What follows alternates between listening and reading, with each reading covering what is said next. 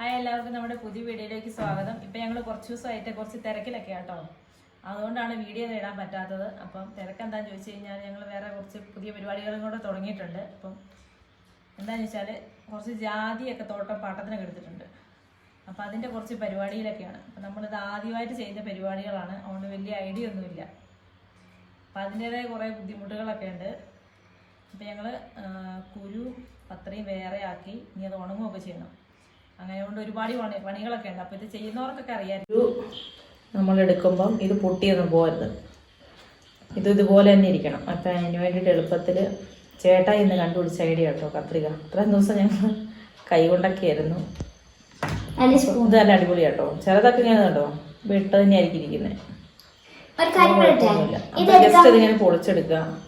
ഇതിങ്ങനെ അടി പിടിച്ചിട്ട് ഈ കായ പിടിച്ചിട്ട് ജസ്റ്റ് അങ്ങോട്ടും ഇങ്ങോട്ടും ജസ്റ്റ് ഒന്ന് കറക്കി എടുത്താൽ മതി കേട്ടോ. അപ്പം അങ്ങനെ കിട്ടും. എൻ്റെ എളുപ്പമുണ്ട്. എൻ്റെ അടി കുത്തുക, എന്നിട്ട് രണ്ട് കറക്കി കഴിഞ്ഞാൽ ചിലപ്പോൾ പറഞ്ഞു കറക്കിയാൽ ഒന്നും ആയില്ല. ആയിക്കോട്ടെ ആയിക്കോട്ടെ. ഓരോരുത്തരും ഓരോ രീതിയിലാട്ടോ കണ്ടുപിടുത്തങ്ങൾ. ഇതിൻ്റെ അടിയിൽ വല്ല സാധനം കൊണ്ട് ഇതിങ്ങനെ കളയാ, എന്നിട്ട് കറക്കിയാൽ മതി, സ്വന്തം കിട്ടും. ഇതിന്റെ വെള്ള സാധനം ഉണ്ട് ഇവിടുത്തെ നടുക്കത്തെ, അതിന്റെ ഇതില് ഇങ്ങനെ ചിരണ്ടു തേങ്ങ ചെറില്ലേ, അതുപോലെ കറക്കണം. കറക്കുന്ന അത്രയും ഒത്തിരി സമയം വേസ്റ്റ് ആവൂലേ? എളുപ്പവും പണി. ചെറിയ അതേന്ന് വിട്ട് ശരിയാക്കി അതേന്ന് വിട്ട് കഴിഞ്ഞാല് പിന്നെ ഇതേന്ന് വിട്ടിട്ടുണ്ടാവും. മനസ്സിലായോ? അതിനായിരിക്കും ഇങ്ങനെ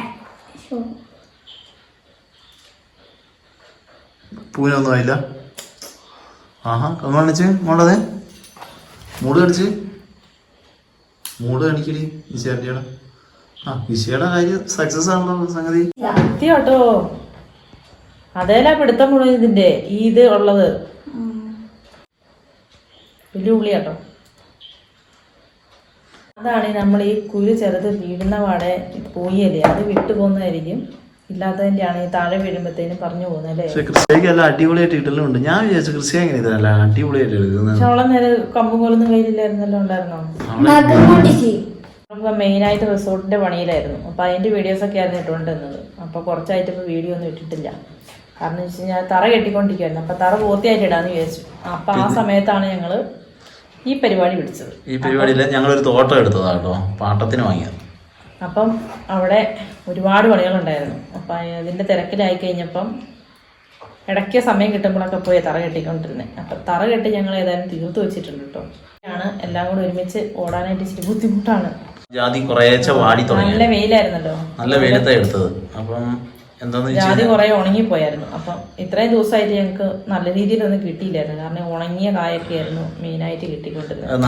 നനയ്ക്കാൻ വേണ്ടി ഫസ്റ്റില് ഒന്നും സെറ്റ് ആയില്ല. പിന്നെ മോട്ടർ അങ്ങനെ ഇങ്ങനെയൊക്കെ ആയിട്ട് ഒരു തരത്തിൽ ഞങ്ങൾ നനച്ചു. നമ്മുടെ കിട്ടിയപ്പോഴത്തേനും ജാതിയൊക്കെ ഏകദേശം കൊമ്പടക്കം വാടിപ്പോയി, കൊമ്പൊക്കെ ഉണങ്ങിപ്പോയായിരുന്നു.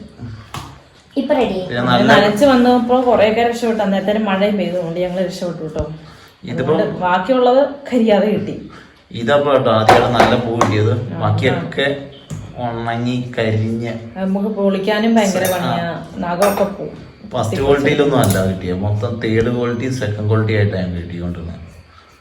അപ്പൊ ഈ പ്രാവശ്യം ചെന്നപ്പോൾ നല്ല പൂ കിട്ടാൻ. ജാതിയൊക്കെ ഉള്ളവർക്കൊക്കെ അറിയാട്ടോ. കാരണം നമ്മൾ സ്ഥിരമായിട്ടില്ലെങ്കിൽ ഒന്നരാടനൊക്കെ പറിച്ചില്ലെങ്കിൽ ഇത് അവിടെ ഇങ്ങനെ പൂ ഇങ്ങനെ പൊട്ടി നിൽക്കും. എല്ലാവരും ഒന്നും താഴോട്ട് പോരുമൊന്നുമില്ല. അവരവിടെ മസ്റ്റ് പിടിച്ച് അവിടെ നിന്ന് ചെയ്യും. ചിലപ്പോ താഴെ പോരും, ചിലപ്പോ അവിടെ ഈ സാധനം ഒന്നും കിട്ടിയല്ലോ കേട്ടോ. ചീഞ്ഞത് എന്ന് പറഞ്ഞാൽ പെട്ടെന്ന് ചീഞ്ഞ് കഴിഞ്ഞാൽ പിന്നെ ഒന്നിനും കൊള്ളിയല്ലത്. അത് അതാ ഞാൻ പറഞ്ഞത്, വെച്ചിട്ട് ശ്രദ്ധിച്ചില്ലെങ്കിൽ മറന്നു പോകും. ഏകദേശം കുഴപ്പമൊന്നുമില്ല. പിന്നെ ഞാൻ തീ കുറച്ചാണ് വെച്ചത്.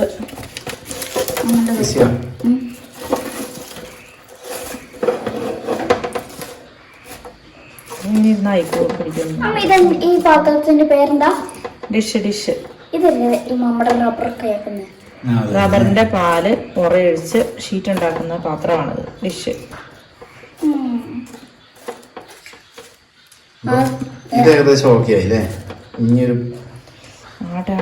ഇങ്ങനെ വെള്ളം പറ്റി ഇത് ഉണങ്ങി വരണം കേട്ടോ.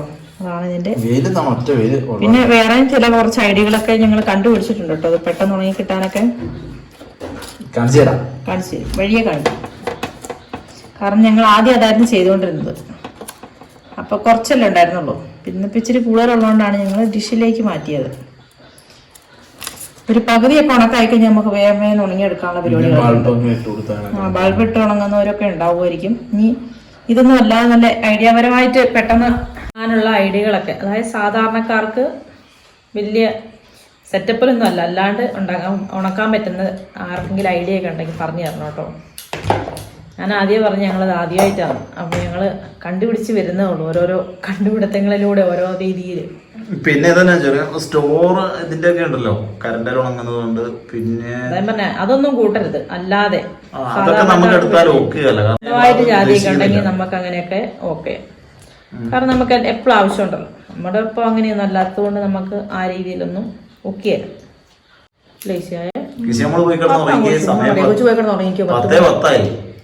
രാവിലെ സിനിമ തീർന്നു, 10 മണിയായി കഴിഞ്ഞു. അടുത്ത ഭാഗത്തെ പടം തുടങ്ങാൻ പോകും. അത് കഴിഞ്ഞു. ഇതെല്ലാം ഞങ്ങള് കുരു വാങ്ങാൻ അത് പറഞ്ഞില്ലല്ലോ.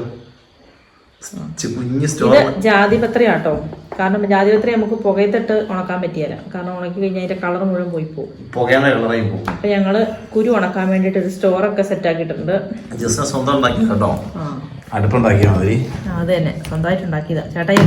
ചേട്ടായിയെ കൂട്ടിയിട്ട് പണി പരിപാടി ചെയ്യാന്ന് ചോദിച്ചു കഴിഞ്ഞാൽ ചേട്ടന് കിട്ടിയല്ല. ചേട്ടായി എപ്പോഴും ഭയങ്കര ബിസിയാ. ഞങ്ങളെ നല്ല തിരക്കിലാട്ടോ, അതുകൊണ്ട് ഇപ്പൊ അധികം വീഡിയോ ഒന്നും ഇടാൻ കഴിയുന്നില്ല. ഉള്ളു പോയിക്കോണോ ദിവസം. പുറത്ത് നല്ല മഴയാട്ടോ. ഞങ്ങൾ ജാതിക്കക്കുരു ഉണങ്ങാൻ വേണ്ടി ഇങ്ങനെ ഒരു സ്റ്റോർ ഉണ്ടാക്കി. എനിക്ക് ജസ്റ്റ് തീ കൊടുത്തതാണ്. കുറച്ച് പത്തിരി അതിൻ്റെ അതൊരു പ്ലേറ്റ് വെച്ചിട്ടുണ്ട്. ഇത് നമ്മൾ പത്തിരി ഇട്ടതാട്ടോ.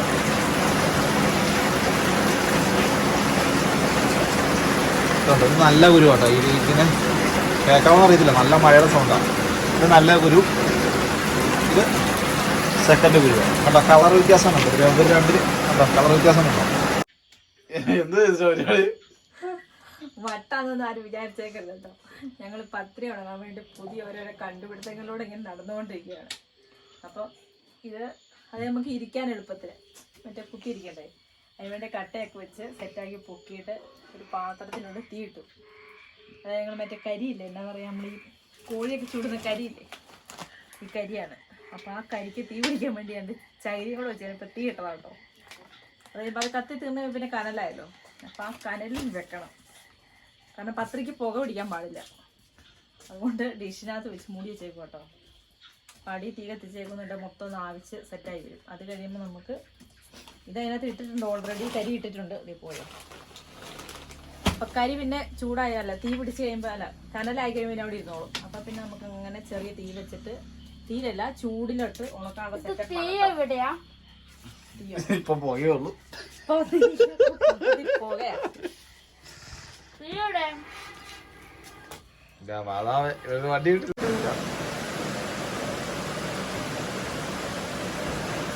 ഇത് കാണാൻ നല്ല രസമില്ലേ പൂവ്. ഇത് ഇന്നത്തെ പൂവായിട്ട് തന്നെ കേട്ടോ, ഞങ്ങൾ പറിച്ചെടുത്തതാണ്. അല്ലെങ്കിൽ ഇത്ര ഭംഗിയുണ്ടാവില്ല. ഇതാ രസമല്ല, നല്ല ചുമന്ന ഇങ്ങനെ ഇളക്കാനും വരികയൊക്കെ പൊടിഞ്ഞു പോകും.